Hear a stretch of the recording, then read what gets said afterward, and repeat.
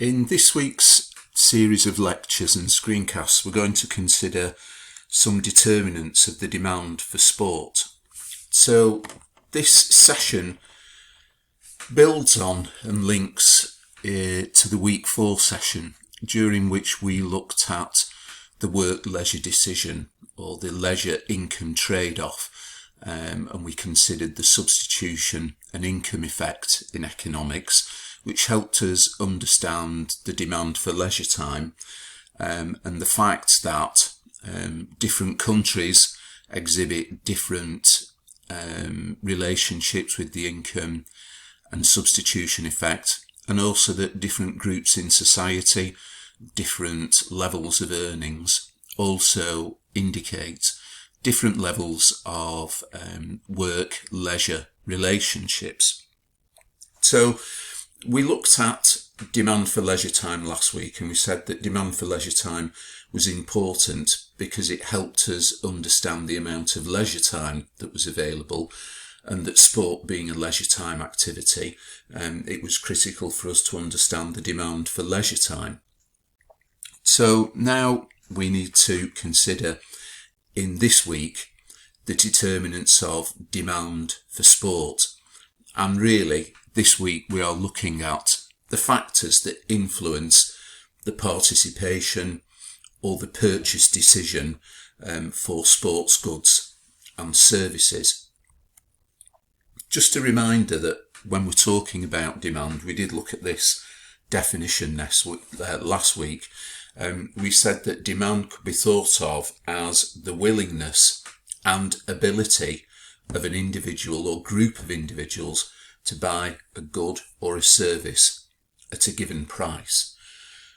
So we're going to be talking about willingness, and we're going to be talking about ability, and we're going to be talking about purchase decisions this week. So there are two main ways within, or two schools of thought within economics that allow us to kind of understand the kind of consumer decision to purchase a sport good or a service, or to participate in a sports service. And these are the neoclassical and the heterodox approaches. Now, this week we're going to spend most of our time looking at the neoclassical approach. And the neoclassical approach uses a rational choice framework to model individuals' consumers' demand for sport. So rational choice means that individuals are utility maximizing individuals, consumers, who have a certain amount of income.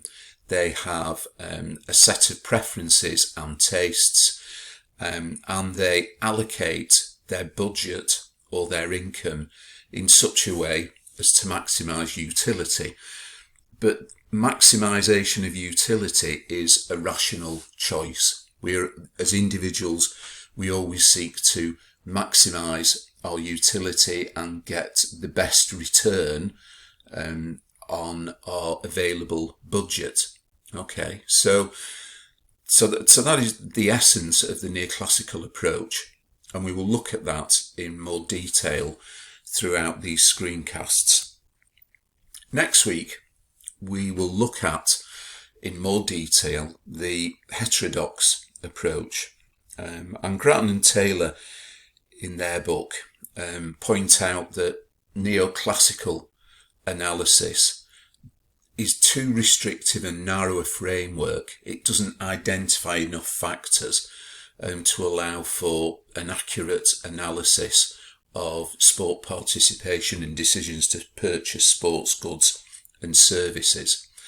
And particularly, it can be quite often the case that human beings do not make economically rational, utility maximizing choices when purchasing sports goods and services, and that this has led to the development of a more multidisciplinary or heterodox approach to understanding sports motivations, which uses economics, sociological and psychological approaches.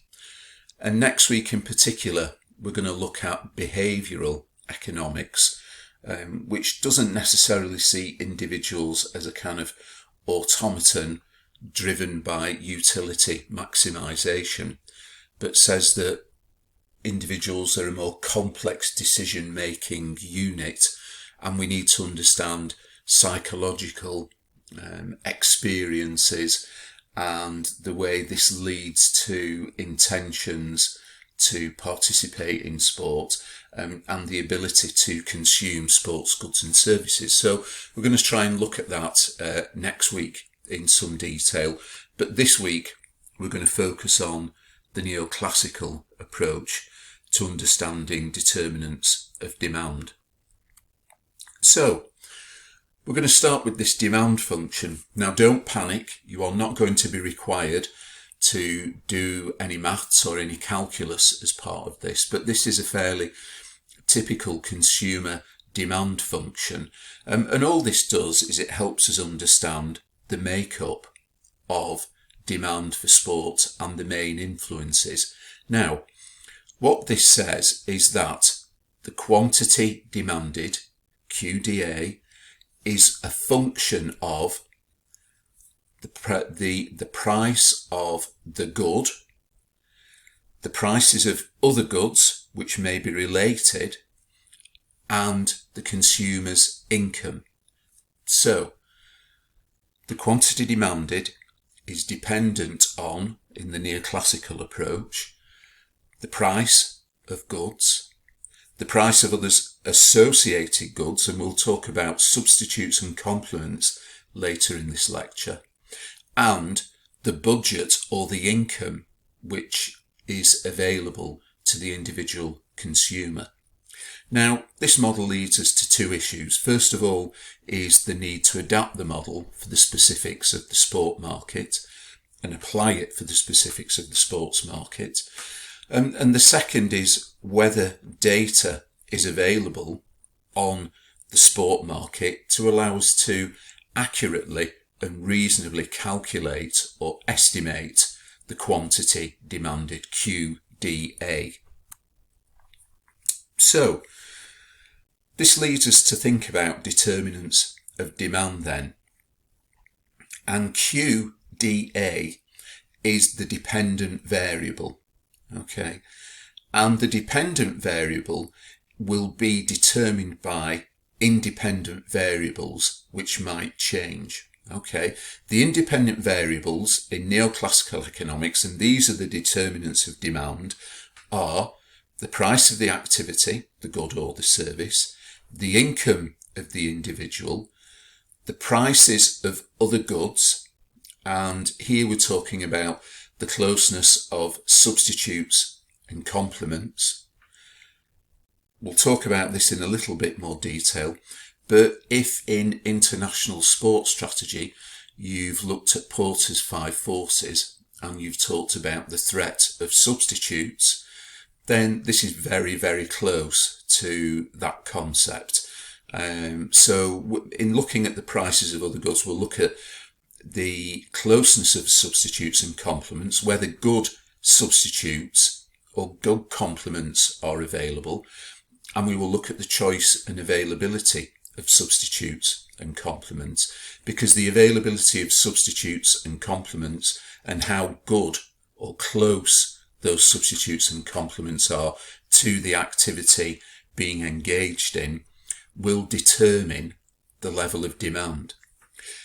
And the other thing we'll also look at is the tastes and preferences of different groups of consumers. So different groups of consumers will have a different propensity to participate or buy a good or service. And as we've seen previously, age and income are very strong predictors or indicators of tastes and preferences.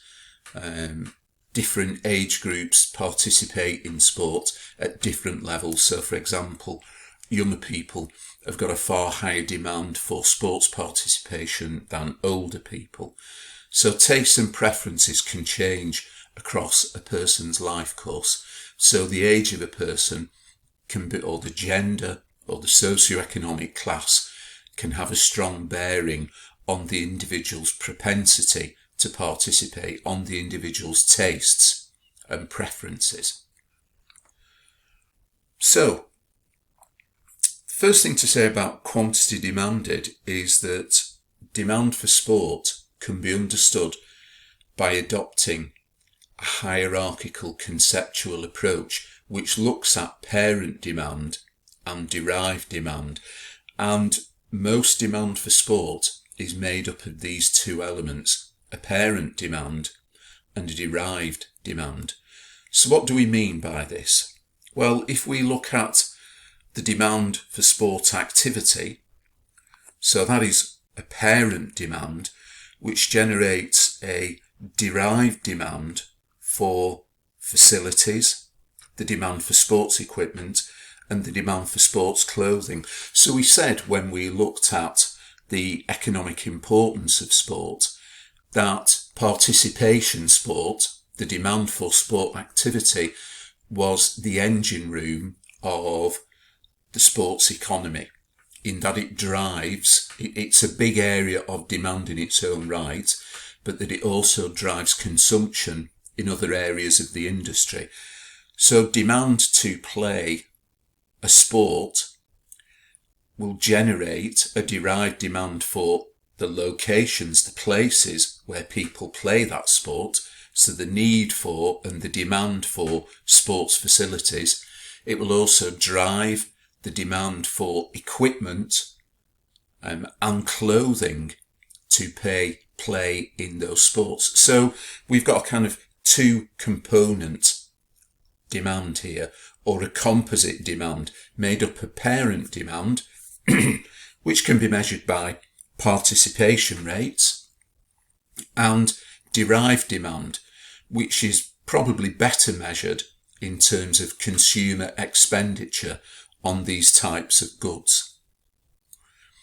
We can also look at parent and derived demand in terms of elite sports. So if the previous slide was about the kind of thinking about our pyramid and thinking about the participation at the bottom end of the pyramid, we can also see that there is a kind of hierarchy of parent and derived demand at the elite end of the sports market. So we can see that the parent demand is the demand for watching a live sport.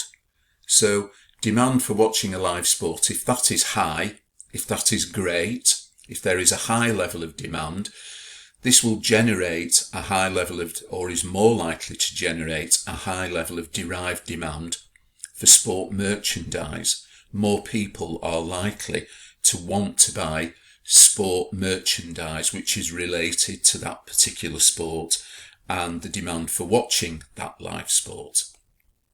If demand for watching live sport is high, this will generate a higher demand for sport broadcasting, and will generate higher revenues from sport broadcasting.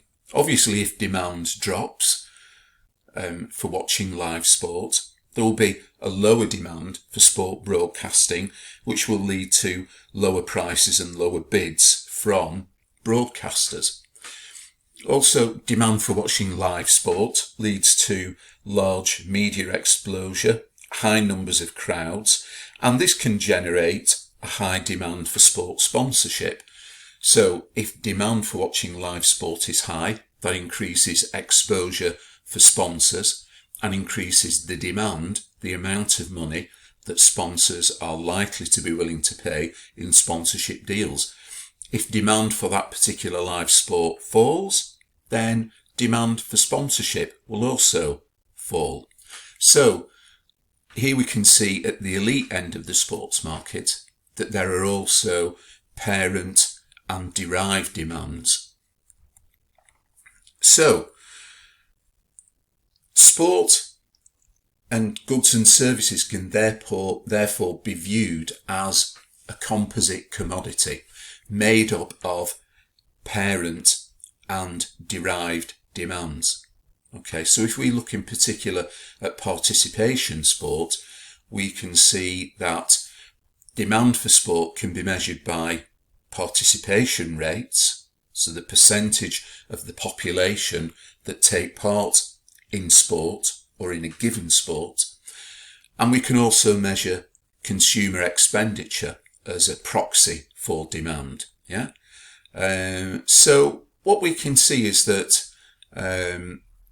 sport is a composite commodity. And what this means when it comes to measuring is that because we're trying to measure for participation sport, participation rates, and also consumer expenditure, the measure is a composite measure, which makes demand for sport more difficult to actually measure.